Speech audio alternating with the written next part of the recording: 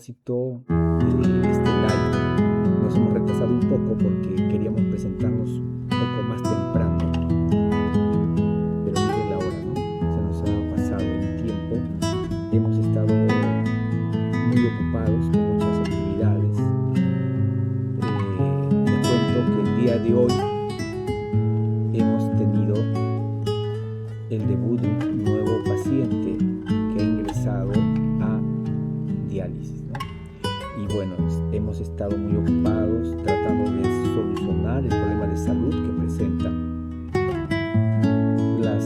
los síntomas de náuseas, vómitos, que son uno de los principales cuando los niveles de toxinas suben demasiado, ¿no? Entonces estamos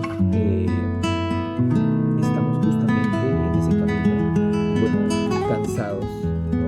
Agotados por las actividades del día de hoy, pero seguimos adelante, y el día de hoy este live va a tratar sobre algunos temas, algunas preguntas que nos han planteado algunos de la audiencia que nos han escrito, y muchas gracias por los mensajes, por esa aceptación que tenemos en apoyo neurológico. Y bueno, vamos a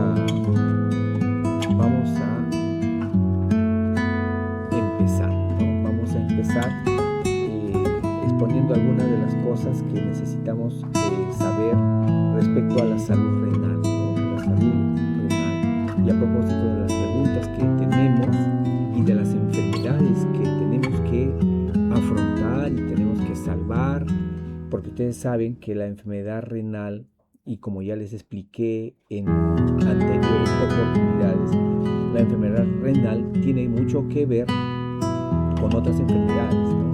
No solamente hablamos de riñón, sino también hablamos de los problemas de hipertensión arterial, de los problemas de diabetes, de los problemas de uropatías obstructivas. Como ya señalé en un live anterior, muchas veces los riñones producen, ¿no? Eliminan las toxinas, producen orina, pero esta dificultad para eliminar la orina es que genera alteración a nivel de las vías urinarias, y a la larga genera problemas en el riñón, ¿no? Por procesos inflamatorios. Las infecciones urinarias también, ¿no? Son una de las causas que a la larga van a dañar el riñón. Entonces tengamos muy en cuenta que acá no solamente hablamos de lo que le va a ocurrir a nuestros riñones, sino también estamos conversando de otras enfermedades que van a llevar consecuencias en el funcionamiento del riñón. Entonces eso es uno de los puntos importantes cuando una persona tiene el diagnóstico, por ejemplo, de diabetes, o le dicen, ¿no? En el hospital, usted está en la fase prediabética, ¿no? Es un término muy arraigado en nuestra sociedad, ¿no? Y los maestros, ¿no? Yo soy de Cayetano Heredia, de la Universidad Peruana Cayetano Heredia, y nuestros maestros nos decían, o es diabetes o no. Acá no es pre, que empiezas, o que no tienes, que de repente vas a tener, no es así, ¿no? Acá es o no es. Pero hay exámenes y hay medidas que nos dicen, bueno, usted tiene el riesgo de hacer diabetes, ¿no? Y uno de los parámetros que usamos es el perímetro abdominal, ¿no? La grasa abdominal es uno de los elementos que a la larga generan, por ejemplo, la intolerancia o alteración en los efectos de la insulina, ¿no? Entonces, eso a la larga va a alterar, ¿no? Va a alterar el metabolismo de la glucosa, y al alterar el metabolismo de la glucosa no se va a controlar, porque la cantidad de insulina que se produce va a tener que aumentar.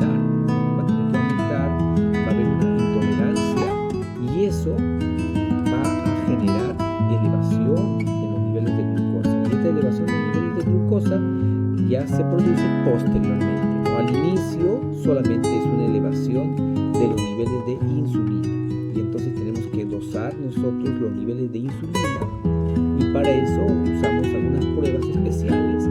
Por ejemplo, usamos el péptido C. El péptido C es una molécula que se va a generar y va a darnos a nosotros el indicio de que se está elevando los niveles de insulina, ¿no? Entonces, esta hiperinsulinemia que nosotros llamamos, bueno, cuando detectamos en fases muy tempranas, ya estamos hablando de una fase prediabética, ¿no? Porque todavía la glucosa no se eleva, la glucosa está en niveles normales, ¿no? Uno le hace el dosaje de insulina y entonces encontramos que existe una elevación de insulina para tratar de compensar los niveles de glucosa, ¿no? Entonces eso ya nos está indicando a nosotros de que estamos en una fase prediabética, ¿no? O sea que va a la diabetes. Y existen pues muchos factores, ¿no? Desde los factores genéticos. Si tenemos familiares con diabetes, probablemente nosotros también vamos a hacer la diabetes en algún momento, ¿no? Entonces es importante hacer la parte preventiva. Si ya tenemos familiares que han estado o ya han tenido el problema, ya es importante que podamos hacer ya la fase preventiva, ¿no? Y los controles periódicos. No dejemos eso, no, que a mí no me tocó, no, que bueno, yo no tengo, no, hay que hacer sus controles, es importante acudir a su médico, acudir al endocrinólogo, acudir a su médico internista, el médico que esté ahí cerca, que tengan confianza, apoyo nefrológico, lo va a recibir también con mucho cariño si es que se animan, pero es importantísimo tener los controles en la fase pre, y en esa fase los niveles de glucosa son normales. ¿Por qué? Porque los niveles de insulina se elevan para tratar de compensar esa glucosa, pero al final el páncreas se va a agotar, ¿no? Porque ahí se produce la insulina, y entonces al producirse la insulina ahí, eso va a generar alteraciones, ¿no? Va a generar alteraciones, ¿ya? Acá tengo una pregunta que me está haciendo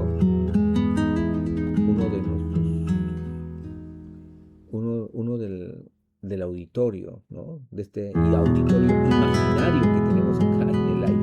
Es un auditorio imaginario donde a través de la pantalla me están observando, y yo también estoy observando y leyendo, ¿no? Leyendo con esta maravilla de la tecnología. Es increíble, ¿no?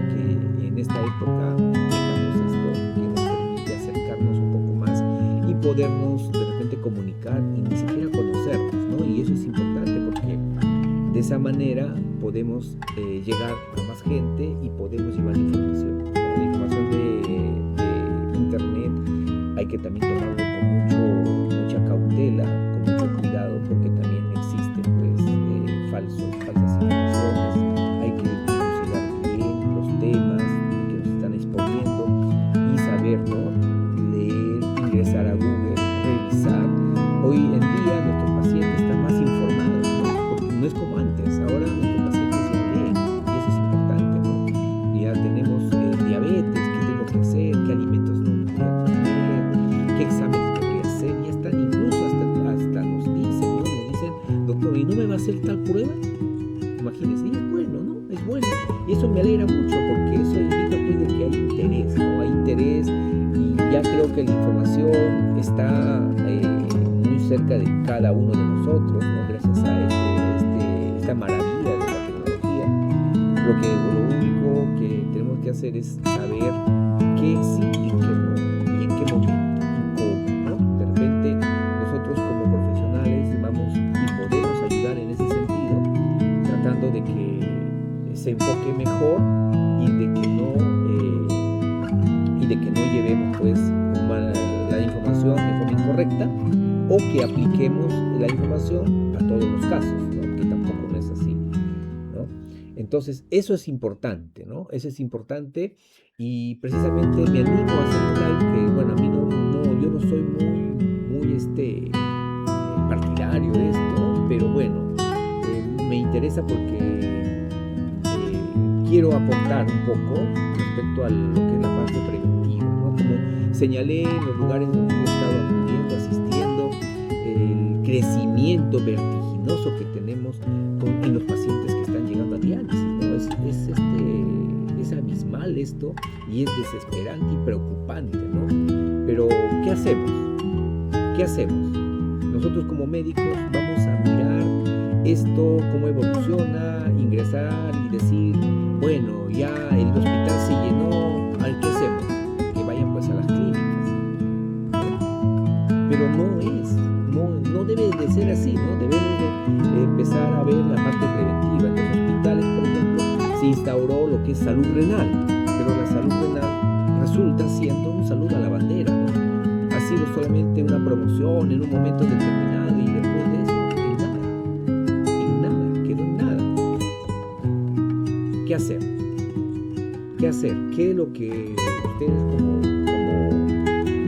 como auditorio, como personas que están acompañándome en este live, qué piensan? ¿Qué hacer? Yo creo que difundir y explicar un poco de la manera como podemos cuidarnos es importante, ¿no? Ponerlo en práctica es algo que nos puede ayudar mucho a prevenir, ¿no? Acá nos pregunta Inside nos dice cuáles son los síntomas de que el riñón está enfermando. Tenemos que observar pues, los signos y síntomas, ¿no? Pero aquí lo que les puedo decir para saber si un riñón está enfermando, lo primero y lo principal y lo más importante son los exámenes. Estos exámenes de laboratorio que nos van a permitir ver a tiempo si tenemos un problema renal que está comenzando, ¿no? Eso es importante. Los exámenes de laboratorio. Como dicen muchos, no tengo síntomas, no tengo molestias, entonces no tengo nada, debo estar bien, ¿no? Se supone que debemos estar bien. ¿Por qué? Porque estamos bien, porque no nos duele nada, porque estamos comiendo bien. Entonces debemos de tener o debemos de estar bien, pues no tenemos ninguna enfermedad, pero con los exámenes de laboratorio vamos a observar las fases iniciales de la enfermedad, así como la diabetes, ¿no? No tenemos nada, nuestra glucosa y estamos normales, pero no, mi tío tuvo diabetes, no, mi papá tuvo diabetes, entonces debe haber algo acá. Prevenir, como siempre hemos dicho, la situación acá es la prevención, ¿no? Bueno, vamos a seguir avanzando. Lo que yo quería explicar o ver un poquito, ¿no? Este tema de la diálisis, ¿no? Nosotros observamos comúnmente lo que es hemodiálisis, ¿no? La hemodiálisis es la diálisis, es un lavado, una limpieza de la sangre, podemos decir así vulgarmente. Lo conectamos al paciente a una máquina y la máquina le hace la limpieza, ¿no? La diálisis, a eso le llamamos diálisis, eliminar toxinas, eliminar agua, ¿no?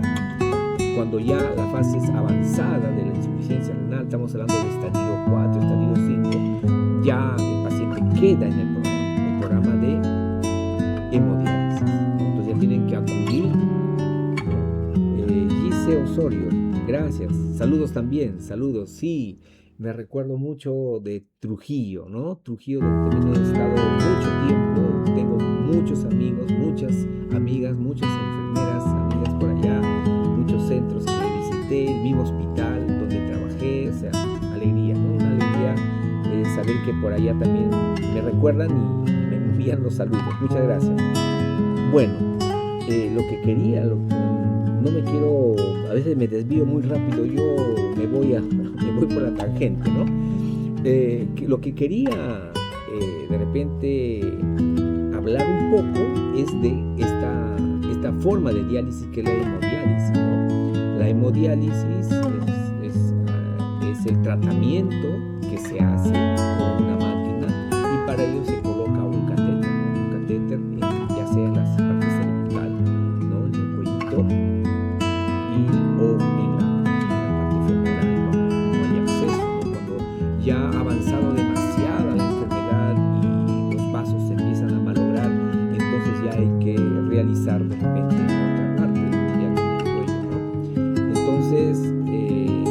catéteres, que justamente hablaba yo del intervencionismo nefrológico. Los catéteres los colocamos en nefrología, nosotros nefrólogos, ¿no? Y una colocación adecuada de catéter pues tiene que ser, no debe de ser doloroso, ¿no? Yo he pasado por la sala de torturas, donde se colocan los catéteres y se empieza a pinchar por diferentes lugares buscando los vasos, las venas. Es cierto que muchos pacientes pues tienen los vasos ya destruidos, ¿no? Son vasos muy delgados, muy estenosados, y conseguir el vaso muchas veces en la zona cervical es complicado, ¿no? Es muy complicado. Pero bueno, ahí estamos nosotros tratando de buscar ese vaso y observar, conseguir, ¿no?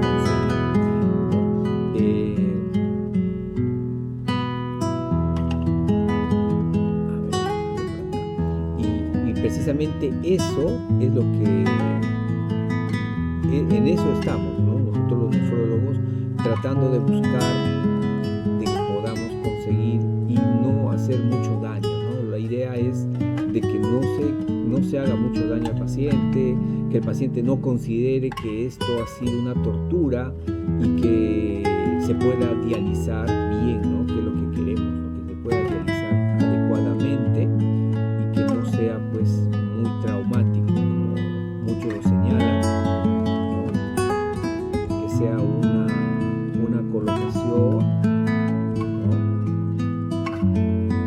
Bueno, aceptable, que no haya sangrado, porque uno de los problemas a veces es el sangrado, ¿no? Mucho sangrado, y eso a veces conlleva pues de que muchos pacientes se compliquen a veces, hagan hematomas, hagan problemas. Bueno, la imagen acá se me fue, estoy tratando de explicar, vamos a ver. Pero de eso se trata, ¿no? Estamos justamente tratando de ver de que la colocación de catéter no sea pues tan traumático como muchos pacientes lo cuentan, ¿no? Que sea una colocación tranquila, que al menos el paciente se sienta tranquilo y que no vaya con temores, porque a veces también, ¿no?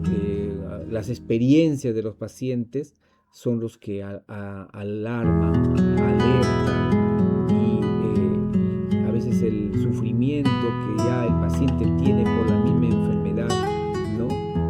Decimos, bueno, ya suficiente, ¿no? Suficiente, y que ya no, pues que no vaya a la sala de torturas, ¿no?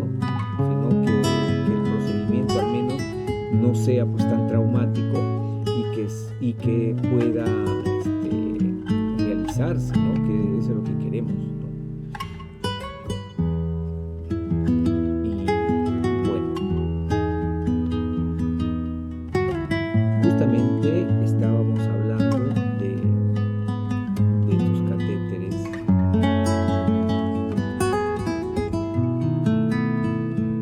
pero bueno, es un catéter permanente. Y este catéter permanente, ya a diferencia del catéter temporal, es un catéter que ya sale de la zona baja del pecho, y es un catéter que va a durar un tiempo.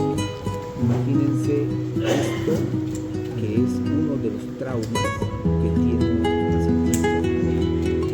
Nuestro muchas veces esto es un poco, pero eso sí hay que analizarlo bien de acuerdo a la medida que dice acá. Es 2 cc cada 1.9 y 2 le ponen. Que ellos puedan, este es el catéter anterior para continuar viviendo, que sea pues un catéter que le permita, ¿no? Dializarse adecuadamente. Entonces es una limpieza nomás.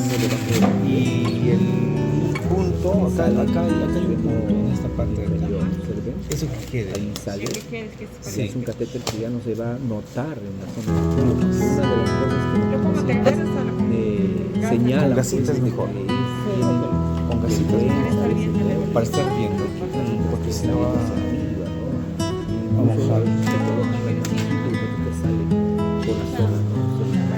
Ahí en donde está el orificio, el conducto, creo. Tiene que tener con el catéter, que es un cuidado que es multidisciplinario, no podemos decir que solamente es el médico, también la enfermera, el equipo, el técnico que está en los servicios, son los que van a brindar el cuidado, las curaciones que tiene que tener para que este catéter no se infecte. Y ahí viene pues, ahí viene justamente la importancia del equipo multidisciplinario donde todos participan. Una de las protagonistas muy importantes de esto son las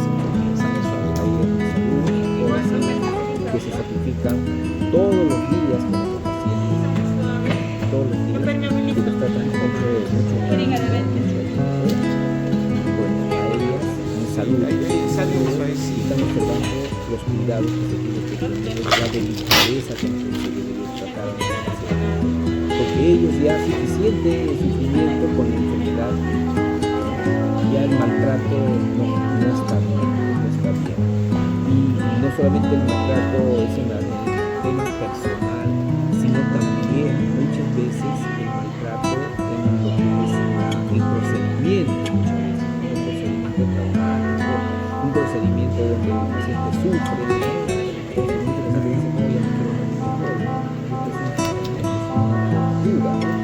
no llegar a eso, si no se puede colocar también, pues darle al colega que lo haga, porque él está más dulce, más fresco y lo puede hacer mejor, ¿no? O sea, nosotros como médicos también tenemos nuestras limitaciones, de repente no nos gusta, o de repente no conocemos, o no sabemos, o no tenemos la pericia para hacerlo. No torturemos a nuestros pacientes, porque ellos ya suficiente tienen con el sufrimiento de la enfermedad, y eso es que ya muy doloroso. Entonces, tengamos en cuenta eso, la parte humana que debe de prevalecer en todo este camino que estamos recorriendo, tanto médico como enfermera, como técnico, todo el personal de salud que participa en esto, ¿no? Entonces, esto es lo que precisamente quería presentar, ¿no? Quería presentar esto y ver pues cómo nuestros pacientitos tienen que continuar el día a día, todos los días, ¿no? Todos los días interdiarios, ¿no? Para que ellos puedan sobrevivir, puedan mantener y puedan tener una calidad de vida adecuada, que es precisamente lo que se quiere hacer, ¿no? Este es mi día a día, ¿no? Mi día a día. Comenzamos con 250. Tenemos que hacer todos los días, luchando por la vida, vamos viendo el poco a poco después.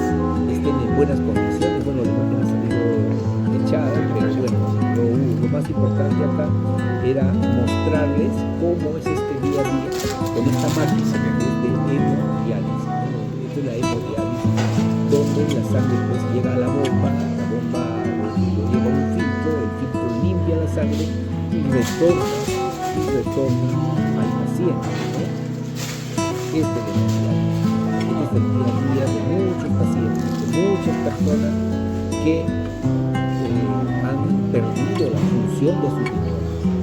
Y por eso, precisamente por eso, es que estamos acá, ¿no? Y estoy haciendo este live, y los lives que están presentados con antelación, para que vean pues cómo es el cuerpo. Sí, yo haría 320. Nosotros como médicos, Pues déjale 300 todavía. Un rato. Sí, es un rato 300. Mientras termines allá. ¿Te falta a ti? Ya no. Vas curando a finales subes. Que tengamos esa humanidad de que el procedimiento no sea pues traumático, ¿no? Eso es lo que yo vengo recalcando muchas veces, ¿no? Yo considero que ya es suficiente con todo el sufrimiento que tienen nuestros pacientes para que continuemos adelante y sigamos adelante tratando de que nuestros pacientes se sientan bien, ¿no? La calidad de vida, ¿no? Eso es importante, ¿ya? Entonces estamos justamente en eso, ¿no? Estamos en eso. Bueno, eso quise presentar. Ya vamos a pasar al siguiente punto. El siguiente punto es la pregunta que me está haciendo un pacientito, ¿no? Es sobre, vamos a ponerlo acá, es sobre una enfermedad que nos produce edemas, ¿no? Que nos produce hinchazón, ¿no? Que nos produce mucha hinchazón, y uno de los síntomas que presentan es justamente edemas, ¿no? Estamos hablando del síndrome nefrótico. El síndrome nefrótico es un síndrome. ¿Por qué es un síndrome? Porque puede tener varias causas, ¿no? Varias etiologías, ¿no? Es como un ejemplo le puedo dar, la fiebre, ¿no? La fiebre es un síntoma que puede tener muchas causas, ¿no? Desde resfríos, infecciones urinarias, infecciones pulmonares, cáncer, diferentes patologías te pueden dar fiebre, ¿no? Y el síndrome nefrótico también es algo así, ¿no? O sea, hay muchas enfermedades que van a generar síndrome nefrótico, ¿no? Es una enfermedad del riñón donde se eliminan proteínas en la orina. Ya habíamos hablado de orinas espumosas en una reunión anterior, y es precisamente eso, ¿no? O sea, las orinas espumosas, la eliminación de proteínas a través de la orina. Estamos observando una eliminación de proteínas elevada, la más alta, ¿no? La más alta es la que genera este síndrome nefrótico, ¿no? 3.5 gramos en 24 horas. Por eso el examen de orina de 24 horas es importantísimo, porque con ello podemos hacer el diagnóstico de un síndrome nefrótico. Y este síndrome nefrótico se caracteriza por orinas espumosas, ¿no? Eliminación de proteína masiva. Entonces, el riñón normalmente no debe de botar proteínas, porque las proteínas son moléculas grandes. Es como decir, si tenemos un colador para colar arroz, por ejemplo, ¿no? Y si le colocamos arvejitas, estas son mucho más grandes que el arroz, entonces no va a pasar a través del colador. Pero si este colador está malogrado, tiene algunos huecos, entonces cuando colemos va a pasar las arvejitas, ¿no? Es parecido, ¿no? Las moléculas de proteínas son grandes, no van a poder pasar por este filtro, pero cuando pasan significa que hay un daño. Entonces, como les vuelvo a repetir, los exámenes de laboratorio son importantes, porque con ello vamos a poder hacer el diagnóstico de este síndrome nefrótico, ¿no? Como hay una elevación de proteínas en orina, o sea, el riñón está perdiendo proteínas, a eso le llamamos proteinuria. Si tu médico te dijo, tú tienes proteinuria, estás perdiendo proteínas, es lo que estamos queriendo decir. ¿Y qué conlleva? ¿Qué síntomas? Hinchazón, edemas, ¿no? Edemas, hinchazón. Puede haber edemas en las piernas, hinchazón en las piernas, en la cara, en los ojos, en las manos, y eso va avanzando. Inicialmente pues tienes un poquito de hinchazón en el tobillo, dices, no, se me hinchan los tobillos, ¿no? Pero después ya se hinchan las piernas, pero después ya se va hinchando todo el miembro inferior, ¿no? Va avanzando esta hinchazón, ¿no? Va avanzando, va continuando, ¿no? A veces los pacientes llegan pues a consulta con los testículos hinchados, ¿no? Grandes, ¿no? Y avanzó mucho, y entonces va a continuar si no recibe el tratamiento adecuado. O sea, si tenemos hinchazón de piernas, tenemos que acudir para hacer un descarte, ¿no? Porque ese descarte va a ser muy importante, ¿no? ¿Y qué otra simbología? Muchas veces el aumento de peso. Entonces vamos aumentando de peso, pero no porque estemos engordando, porque los músculos estén aumentando, no, sino porque hay una retención de orina, retención de agua, de líquido, y eso genera aumento de peso, ¿no?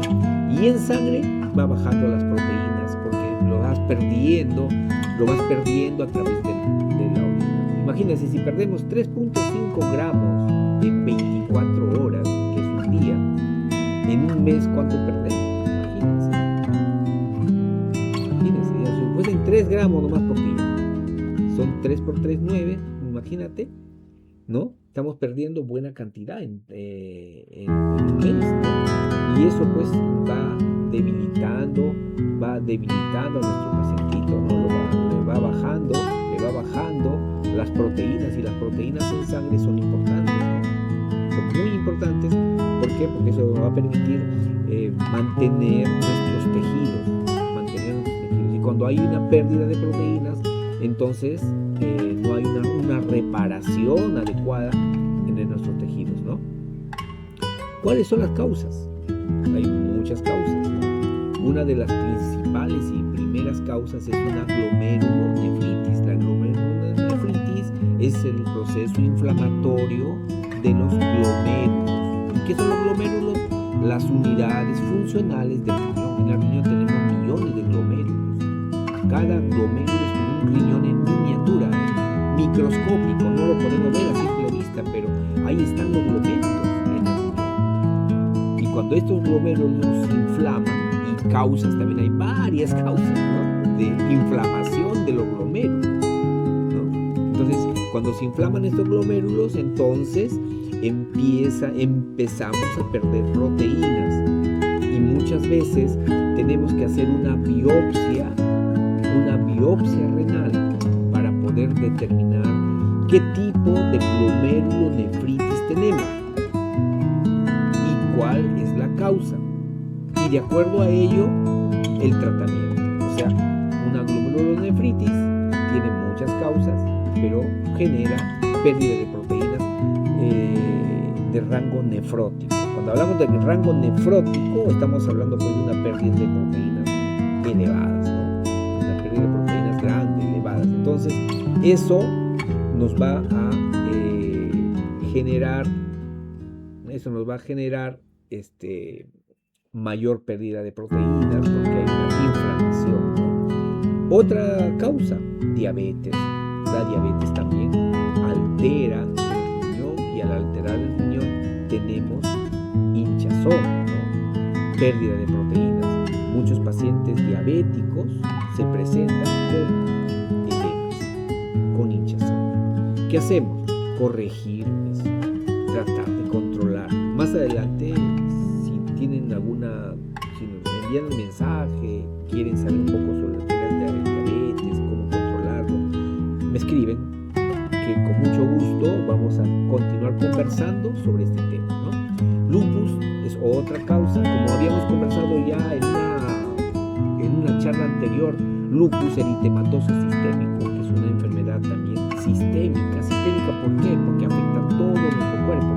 El lupus no solamente afecta al riñón, afecta al corazón, afecta al cerebro, afecta a vasos.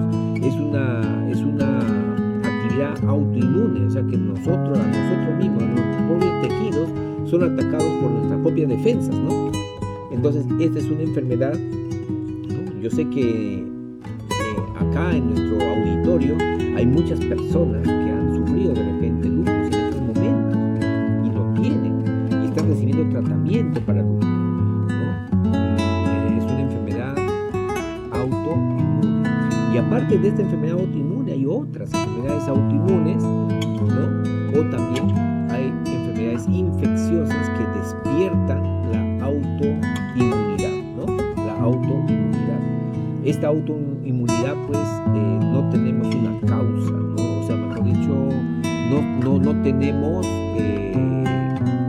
una causa, pues una razón, ¿no? De que nuestras propias defensas ataquen a nuestro propio organismo, ¿no? Desconocen nuestro propio cuerpo, y empiezan a proliferar en diferentes tejidos las defensas propias de nosotros, ¿no? Tenemos que darle medicamentos para que baje esa alteración de la defensa, ¿no? Inmunosupresores, usar una serie de medicamentos para tratar de mejorar esto, pero es muy penoso que muchos pacientes con lupus llegan a diálisis. Son bastantes pacientes. De repente en algún momento voy a hacer una entrevista a alguno de los pacientitos que han padecido insuficiencia renal, y vamos a ir viendo ahí cómo y quiénes y cuántos tienen diferentes enfermedades, ¿no? Para que nosotros podamos tener la idea, ¿no? Estamos hablando acá no solamente de nefrología, estamos hablando de medicina interna, ¿no? Porque son muchas las patologías, ¿no? El nefrólogo no solamente ve riñón, como se dice comúnmente, ¿no? Estamos hablando de una medicina interna que tiene que ver con muchas patologías, muchas enfermedades, y en realidad es fascinante este mundo, ¿no? de la nefrología, ¿no? Así como las otras especialidades también. Cada uno, ¿no? Le gusta una especialidad y la sigue, ¿no? Sigue ese gusto por servir, ¿no? Porque la medicina es para servir, ayudar. Dios nos ha dado esa posibilidad mediante la salud, ¿no? Todo el personal de salud tiene esa posibilidad de poder ayudar al prójimo, todos. Y si lo aprovechamos, si podemos hacerlo, excelente. Y si lo hacemos bien, excelente, ¿no? Maravilloso es eso.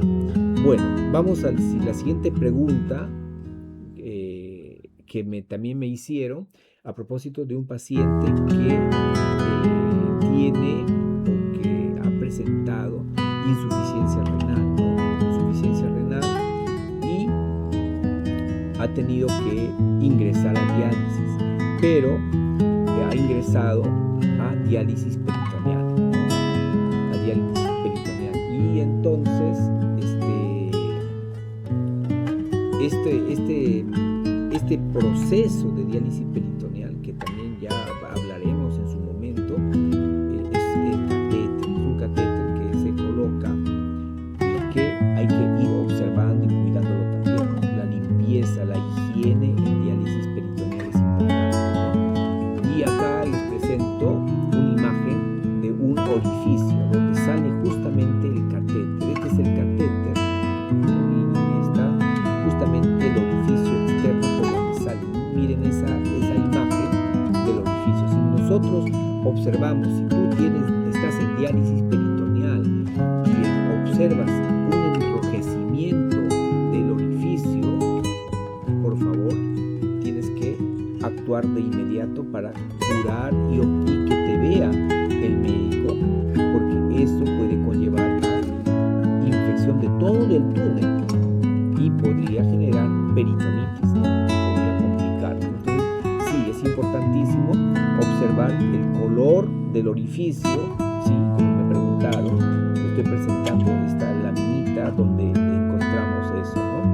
El dolor o aumento de la sensibilidad en la zona, si hay dolor en la zona, si observamos secreción, cuando colocamos la gasita, a veces queda una coloración media verdosa o sanguinolenta, inmediatamente tenemos que actuar, ¿no? O si hay fiebre ya, ¿no? Si hay fiebre, escalofríos, ya malestar, hay que evaluar esto del orificio, porque podría ser la causa, ¿no? La causa que genere esta alteración.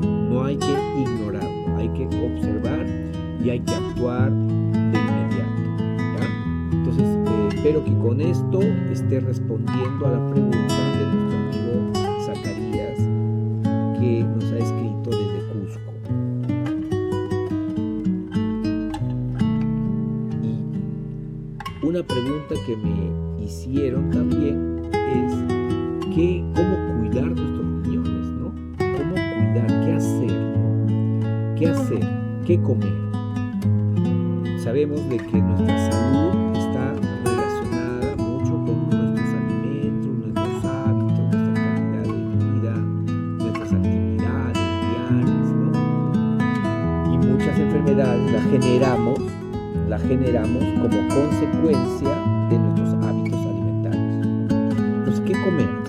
Hay que comer frutas y verduras frescas, cereales integrales, proteínas, como por ejemplo el pollo, el pescado, legumbres, alimentos ricos en antioxidantes y hidratación suficiente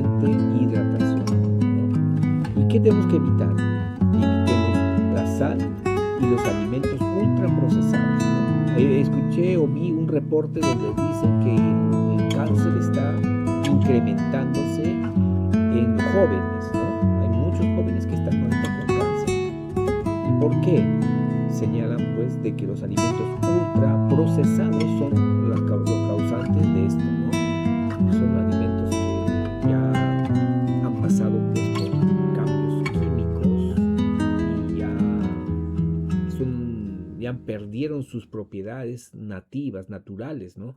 Como por ejemplo las harinas, que ya son ultraprocesadas, ya blanquean el azúcar, que también ya el azúcar blanca ya es ultraprocesado, ¿no? Entonces tenemos así como ello pues muchos productos que se elaboran con estos elementos y generan pues, ¿no? Entonces evitemos eso, las grasas saturadas, las frituras, los condimentos, tenemos que evitar el alcohol en exceso, el tabaco, ¿no? Que bueno, ahora ya veo menos gente fumando, pero también es un problema más.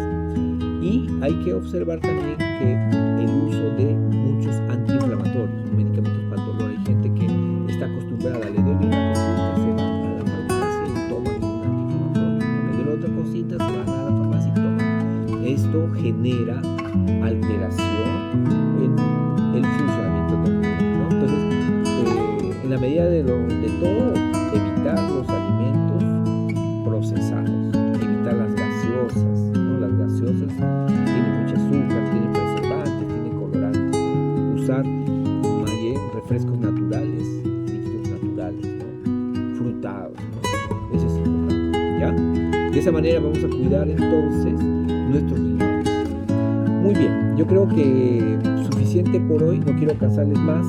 Muchas gracias por acompañarme, ¿no? Ya no me siento solo como al inicio y espero haber resuelto alguna de las preguntas y espero también que puedan ustedes suscribirse y nos envíen sus mensajes, ¿no? Envíen sus preguntas para poder elaborar información, ¿no? Información valiosa para todos ustedes y de su interés, ¿no? Muchas gracias. Les habló el doctor Iván Ramos, médico nefrólogo, experto en lo que es intervencionismo, ¿no? Intervencionismo nefrológico, que tiene que ver con la colocación de catéteres, accesos vasculares para el proceso de diálisis, ¿no? Que es uno de los puntos, uno de los fuertes en nefrología, ¿no? Así que muchas gracias. Espero haber los temas han sido de su agrado y los espero en una próxima transmisión de la. Que tengan una buena noche.